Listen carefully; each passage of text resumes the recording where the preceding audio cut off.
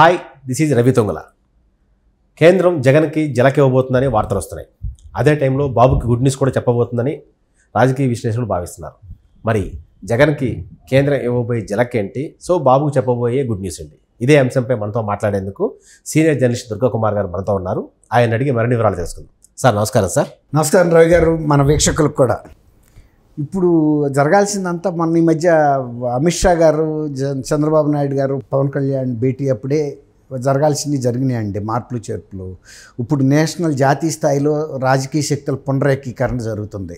గతంలో ఎన్డీఏలో బలంగా ఉన్న నాయకులు ఎవరైతే ఉన్నారో, జాతీయ స్థాయిలో ప్రాధాన్యత ఉన్న నాయకులు, వాళ్ళందరినీ పార్టీలను కానీ మళ్ళీ ఎన్డీఏ గొడుగు కిందకి తీసుకురావాలనే ప్రయత్నం అమిత్ షా గారు ప్రత్యేకంగా తీసుకున్నారు.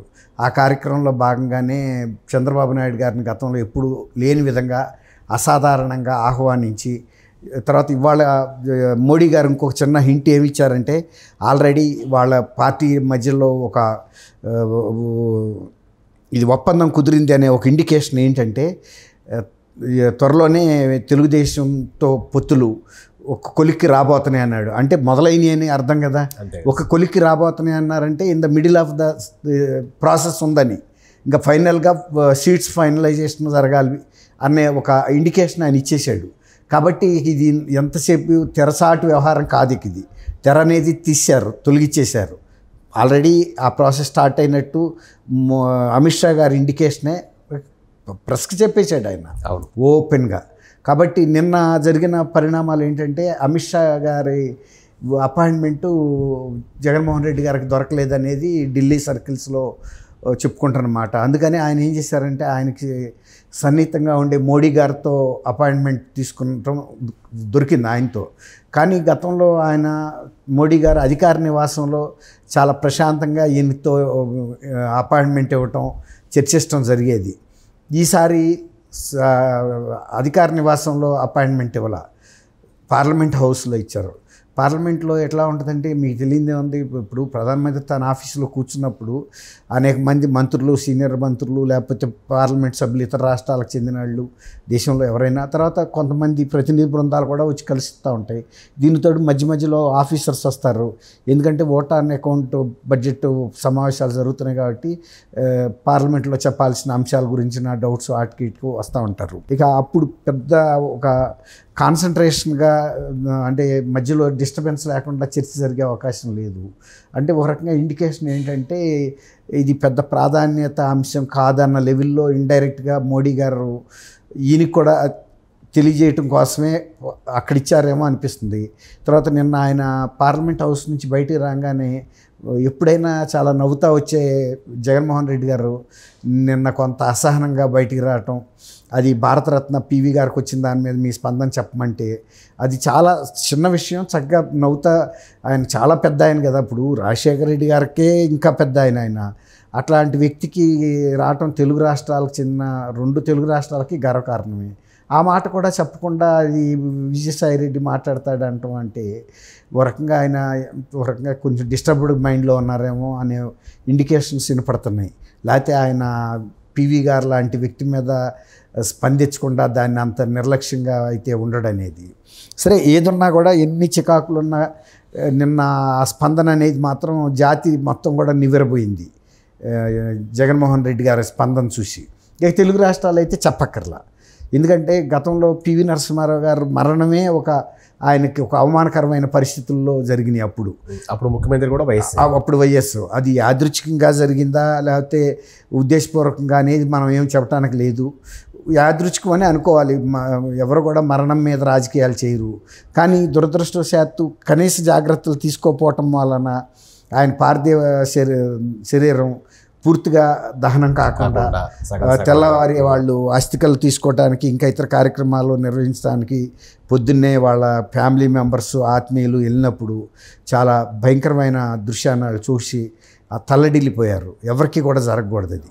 అది చాలా దేశానికి ప్రధానిగా చేశారు. ఢిల్లీలో ఆయనకి అంత్యక్రియలు జరగకుండా తిప్పి హైదరాబాద్ పంపారు. ఒక అవమానకరమైన పరిస్థితిలో. పని ఇక్కడైనా ఆ కార్యక్రమాన్ని పూర్తిగా ఒక శ్రద్ధతో చేశారా అంటే ఏదో దాన్ని ఏమంటారు నామమాత్రంగా అన్నట్టుగా చేస్తే ఆయన పూర్తిగా ఆ చితి ఆరిపోయే వరకు ఎవరైనా ఉండాలండి. ఒక బాధ్యత గల పోలీస్ అధికారులు కానీ రెవెన్యూ అధికారులు కానీ ఉండి ఒకవేళ ఇట్లాంటి ఏమైనా అవాంతరాలు జరిగినా మళ్ళీ వెంటనే తగిన చితి తీసుకొచ్చి ఇతర ఏర్పాట్లు చేసి అది పూర్తి చేయాలి గౌరవప్రదంగా. కానీ అది ఎవరో పట్టించుకోకుండా ఎవడో పుట్టిన బిడ్డ ఎక్కి ఏడ్చినట్టుగా వెళ్ళిపోయారు. అది ఇప్పటికీ కూడా తెలంగాణ ప్రజలకి తెలుగు ప్రజలందరికీ కూడా మనసులో ఒక మచ్చ అంటే గాయంగానే ఉండిపోయింది.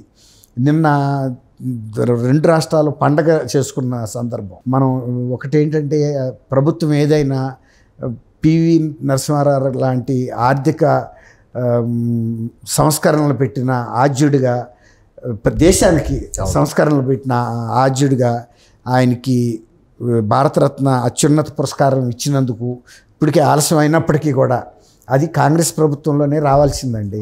వాళ్ళు ఈయనకి అంత పేరు రావటం వాళ్ళ పార్టీలోనే ఇష్టం లేదు, అందుకని దాన్ని వాయిదా వేసుకుంటూ వచ్చారు, ఇవ్వలేదు. ఇప్పుడు ఈ సందర్భంలో ఈ 2 రాష్ట్రాల్లో ఒక పర్వదినంగా జరుపుకుంటున్న పరిస్థితుల్లో ఢిల్లీలో కూడా అందరూ చాలా మంచి జూబిలెంట్గానే విలేకరులు అడిగారు ఈయన స్పందనని.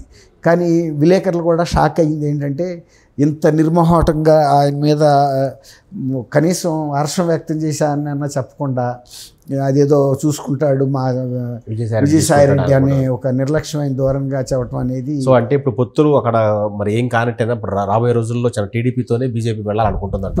అంటే ఇవాళ అమిత్ షా గారు కూడా చెప్పిన తర్వాత ఇక దాని గురించి నా పెద్ద అనుమానాలు ఏమి లేవు కదండి. ఇప్పుడు చర్చలు జరిగిన తర్వాత సైలెంట్గా చంద్రబాబు నాయుడు గారు ఇక్కడికి వచ్చేసారు. ఆయన అక్కడ కూడా దాని మీద ఇంతవరకు ఎవరు కూడా 2 వర్గాలు దాన్ని ఒక అంటే కొంచెం గుమ్మరంగానే ఉన్నారు. అది రాజకీయ పార్టీలకు కావాల్సిన విషయమే అది. అంతేగాని ప్రతిదీ కూడా బయటకు వచ్చేసి గబగబా చెప్పి మళ్ళీ తర్వాత విత్డ్రా అయ్యే పరిస్థితి ఉండవద్దు కదండి. ఏదైనా కాంక్రీట్గా ఒక స్పష్టమైన అవగాహనకు వచ్చిన తర్వాతే ఇద్దరు జాయింట్ ప్రెస్ కాన్ఫరెన్స్ లాగా పెట్టాలి అలాంటి విషయాలని. కాబట్టి ఇప్పుడు ఆయన ఒక కాన్ఫిడెన్స్ ఆయనకు వచ్చింది కాబట్టి త్వరలోనే పొత్తులో కొలిక్కి వస్తాయి అని చెప్పారంటేనే మనం అర్థం చేసుకోవచ్చు. ఇక సరే జగన్మోహన్ రెడ్డి గారిది అంటే ఇప్పుడు జగన్మోహన్ రెడ్డి గారితో ఈ ప్రభుత్వానికి అంత బలం లేదు అనేది కేంద్ర ఇంటెలిజెన్స్ నివేదికలు అందినాయి అని చెప్తున్నారు కేంద్రానికి. అందువల్లే ఇప్పుడు జగన్మోహన్ రెడ్డి గారితో డిస్టెన్స్గా ఉండదలుచుకున్నారు వాళ్ళు. ఎందుకంటే తెలుగుదేశం జనసేనతో ఉంటే కొన్ని లోక్సభ సీట్లైనా గెలిచి బీజేపీ ఉనికి అంటూ రాష్ట్రంలో ఉంటుందని. ఒకవేళ అట్లా కాకపోయినా కూడా తెలుగుదేశం ఎక్కువ సీట్లు గెలిచినా కూడా గతంలో సంకీర్ణ ప్రభుత్వం నడిచిందండి. తెలుగుదేశం వాజ్పేయి గారు ప్రైమ్ మినిస్టర్గా ఉన్నప్పుడు వీళ్ళ మంత్రులు కూడా ఉన్నారు. కన్వీనర్ చంద్రబాబు నాయుడు కదా, కన్వీనర్ ఈయనే ఉన్నాడు. అదే అంటున్నా. అట్లాంటి పరిస్థితుల్లో ఆయన అశోక్ గజపతిరాజు గారు, కింజరపు ఆయన ఎర్రనాయుడు గారు వీళ్ళందరూ కూడా క్యాబినెట్లో పనిచేశారు. మంచి పెర్ఫార్మెన్స్, ఏ కంప్లైంట్ కూడా లేకుండా చేశారు వీళ్ళు. 2 ఒకే ప్రభుత్వం అన్నట్టుగా నడిచినాయి. కాబట్టి త్వరలో జరగబోయే ఇక ఫైనలైజేషనే తప్ప ఇప్పుడు ఈ పరిస్థితుల్లో వచ్చిన ఇంటెలిజెన్స్ రిపోర్ట్ ఆధారంగా జరిగిన మార్పులు ఇవన్నీ. కాబట్టి అందులో ఇంకోటి ఏంటంటే జగన్మోహన్ రెడ్డి గారు కూడా మేము ఒంటరిగా పోరాడతాం తప్ప సింహం ఇంకోళ్ళు ఎవరితో కలవదనే మాట చెబుతున్నాడు.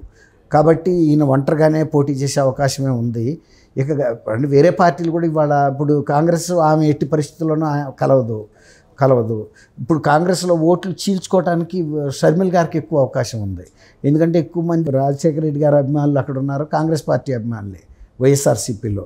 కాబట్టి ఇక వైఎస్ఆర్సీపీకి బీజేపీకి పెద్ద పొత్తులు ఉంటాయన్న అవకాశం అయితే కనపట్టలేదు. బహుశా మోడీ గారును జగన్మోహన్ రెడ్డి గారు కూడా ప్రధానమంత్రి ముఖ్యమంత్రిగా కలయిక బహుశా ఈ టర్మ్లో ఇదే కావచ్చు. నెక్స్ట్ ఎలక్షన్లో ఎవరు గెలుస్తారు, ఎవరు గెలవరు, ముఖ్యమంత్రి ఎవరవుతారు, ప్రధానమంత్రి ఎవరవుతారో చెప్పలేరు కదండి.